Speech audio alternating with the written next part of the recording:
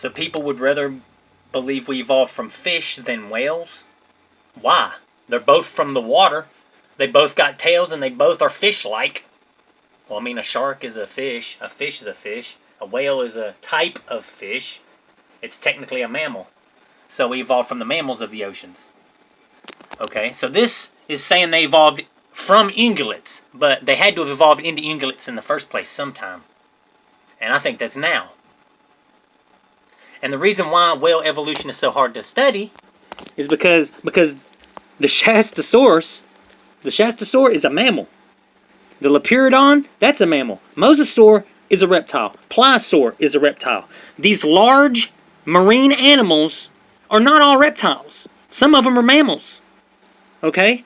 Some of them are mammals. And that's why. Because all of the ancient whales had to evolve.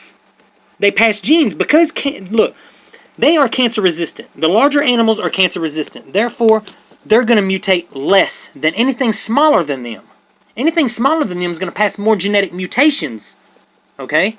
So, they're going to evolve slower while they pass more adaptive mutations during a cataclysm. Okay?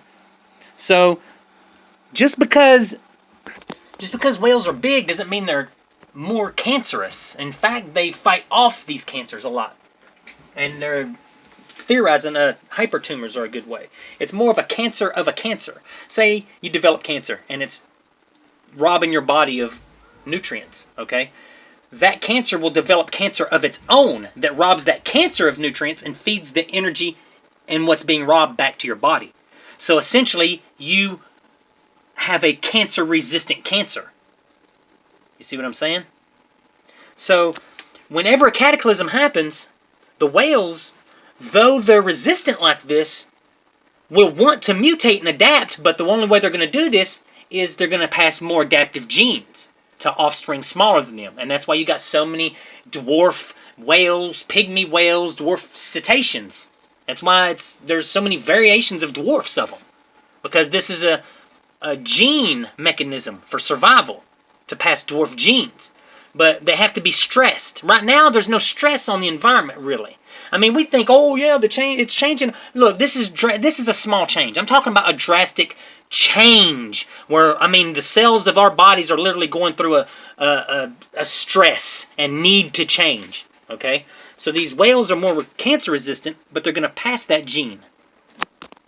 So they're going to mutate slower and evolve themselves slower than anything else smaller than it.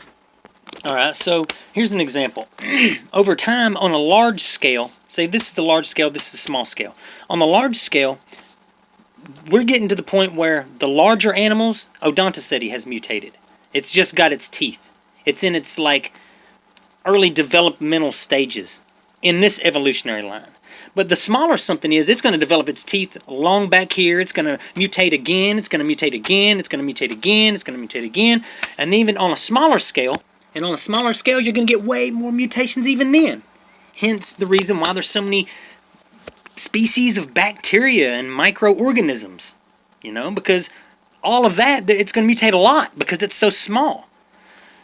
When it gets to a scale on our scale, we don't necessarily notice the mutations, because we're in our own scale here. And there's no stress or evolutionary stress on these to have to be able to pass dwarf mutations and start adjusting again. You see what I'm saying?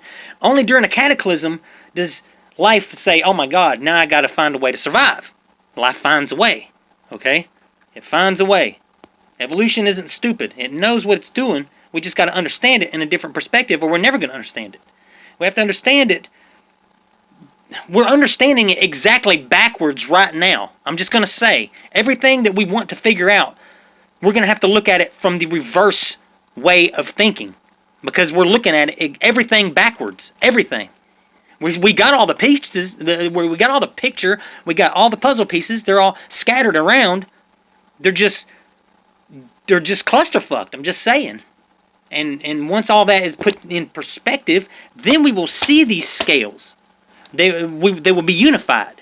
They come to a point where the micro and the macro connect to a fundamental relativity. Because, believe it or not, The micro gives birth to the macro, and then the macro dwarfs everything in between, which is fundamental relativity.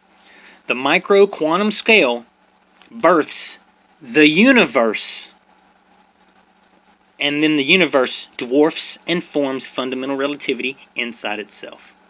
You see what I'm saying? And then we have to unify them. We have to bring it all together.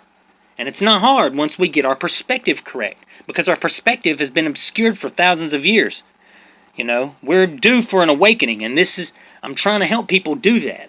There's people like me that understand that everything is connected in a larger way, and it's hard to just get that out. And it's really the biggest discovery of this century, and it's right in our faces.